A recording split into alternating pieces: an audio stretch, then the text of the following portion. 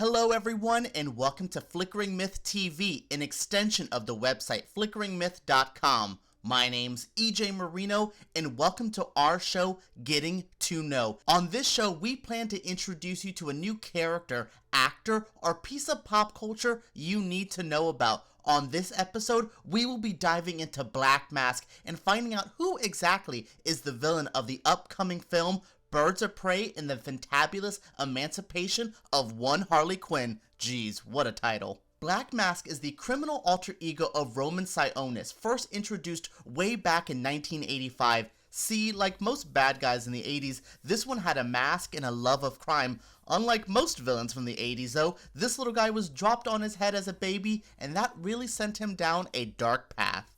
In early versions of the character, Roman was attacked by a rabid raccoon and his shitty parents didn't do much about it. Those parents eventually forced Roman to get along with another rich white kid in Gotham, Bruce Wayne. Yes, Roman and Bruce go all the way back in time in the comics. I wonder if that will be the case in the movie as well. During his youth, Roman developed resentment towards his parents for how they treated him and his entire upbringing.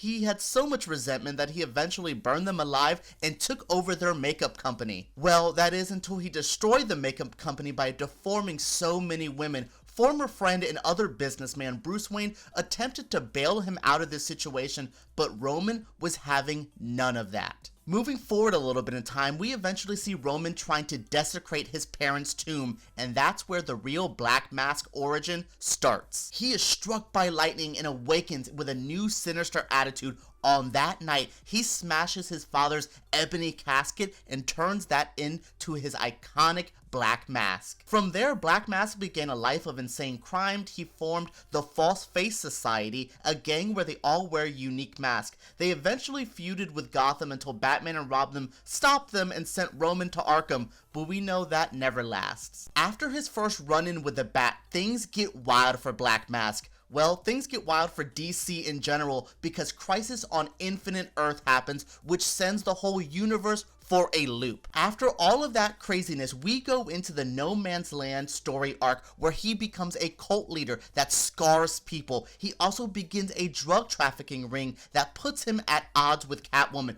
There's also the time he impersonates the Dark Knight and begins to murder people. Eventually, the real Batman exposes that and captures him. Fast forward years later, we enter the Darkest Night story where Black Mask is resurrected as a Black Lantern. This is so crazy and leads us up to 2011, which ends the first era of DC. In 2011, when DC rebooted everything in their comics with the New 52 era, Roman's backstory and motivations remained basically the same. This time though, he had split personalities. Yes, in this modern era of DC, Roman and Black Mask have separate personalities, with Black Mask being the more obvious, sinister of the two. This is going all the way up to Doomsday Clock, where Black Mask is one of the villains that's doing underground meetings trying to talk about the Superman theory. Now, jumping out of comic books and going into the world of pop culture, Black Mask has played a major part in animated films and in video games. His role in Batman Arkham Origins helps cement him